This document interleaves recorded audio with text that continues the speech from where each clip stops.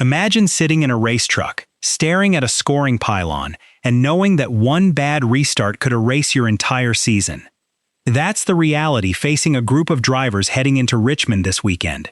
Something is about to happen at this track that could blow up the chase before it even starts, and nobody can stop it.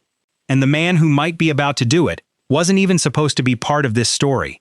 Before we go further, who do you think is in the most danger this weekend? Drop the name in the comments. Let's see if you're right by the end of this video. 2026 marked the return of the chase across all three national NASCAR series, but this version came stripped of the old safety net fans had grown used to. In the Truck Series, there's no more win and you're in. Only the top 10 in regular season points advance into the postseason field. Race winners now score 55 points, up from 40, meaning every position, every stage point, and every lap now compounds toward the final standings. Drivers can no longer simply wait for the playoffs to make their move. They have to survive the entire regular season first. Would you want to race under this kind of pressure, where one mistake in August can cost a shot at the title in November? Let me know in the comments. 5 drivers have already locked themselves into the chase field. Lane Riggs, Caden Honeycutt, Chandler Smith, Christian Eckes, and Gio Ruggiero are clinched. Riggs holds a 100-point lead over Honeycutt, but even he isn't fully clear of the story, with pressure building around locking the number 1 seed before the series heads to New Hampshire. The real danger zone belongs to Ty Majeski, Ben Rhodes, Grant Enfinger, Daniel Hemrick, and Stuart Friesen, the current top 10, but only barely inside the cut line.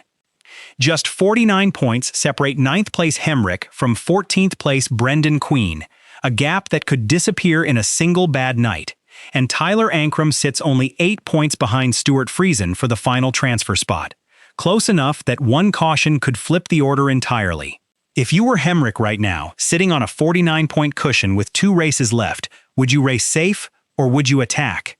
Comment below, I want to see the split. Richmond's 0.75-mile oval is known for tight quarters, heavy traffic, and tire management challenges that punish even the smallest mistake. Recent history at this track tells its own story. Grant Enfinger won here in 2020, Chandler Smith in 2022, and Ty Majeski in 2024. Chase-caliber drivers dominate this specific track, race after race. Last year's race saw Corey Heim win after leading 75 laps, while Majeski led 143 laps, proof that Richmond rewards exactly the kind of driver currently fighting for a chase spot right now. This isn't a random Friday night race. Richmond has a long track record of deciding fates when it matters most. Knowing this history, does that make you more nervous or less nervous for the Bubble Guys? Type more or less in the comments. Then came the twist nobody saw coming.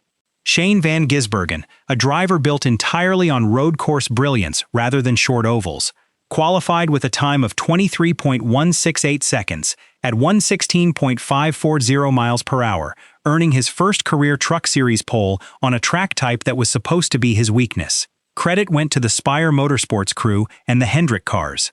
Com Chevrolet team behind the run. The driver who wasn't even fighting for a chase spot just seized control of the entire storyline heading into race day. A road course specialist taking the pole at a short track like Richmond. Coincidence, or is SVG becoming a real oval threat? Comment your theory below. The starting grid tells its own story once you look closely at who lines up where. Honeycutt missed pole by just 0.014 seconds, the smallest of margins. Chandler Smith starts P3. Grant Enfinger P4, Nick Leitz P5, Ty Majeski P7, Stuart Friesen P9, and Tyler Ankrum P10. Lane Riggs, despite being fastest in practice, qualified only P11. Nearly every chase bubble name is bunched at the front of the field, directly behind the one man with nothing to lose this weekend. The pole sitter wasn't fighting for a championship spot. The men starting right behind him were fighting for their lives. Look at that lineup again. Who's in the most dangerous starting spot on this list? Comment the name below. Before getting into what could go wrong on Saturday, if you're new here and you live for NASCAR storylines like this, you're in the right place. This channel, NASCAR Trackline TV, is closing in on 1,500 subscribers, and hitting that number helps bring more breakdowns exactly like this one every single week. Subscribing, liking, and dropping a comment goes a long way in making that happen, and it only takes a second. Now, back to Richmond. Once the grid was posted, the online NASCAR community immediately began dissecting it, not with accusations, but with scenarios. Fans openly wondered whether SVG's truck team was actually the strongest on the grid, with some pointing to how consistently strong Spire's execution had looked compared to other efforts that weekend. The same weekend was already tense before the trucks even rolled out, with frustration boiling over regarding SVG's Cup-side qualifying struggles, and fans openly questioning decisions on his pit box, evidence of how much scrutiny SVG was already under entering the weekend. NASCAR Truck's own account teased the moment directly, posting, "This oval thing." Caden Honeycutt projected confidence heading in, saying, "Ready to finish out the season strong." None of this was confirmed drama. No conspiracy. Just a grid, a format, and a community that could feel something was about to happen before the green flag even dropped. Are you team let SVG win it, or team protect the bubble drivers? Comment which side you're on.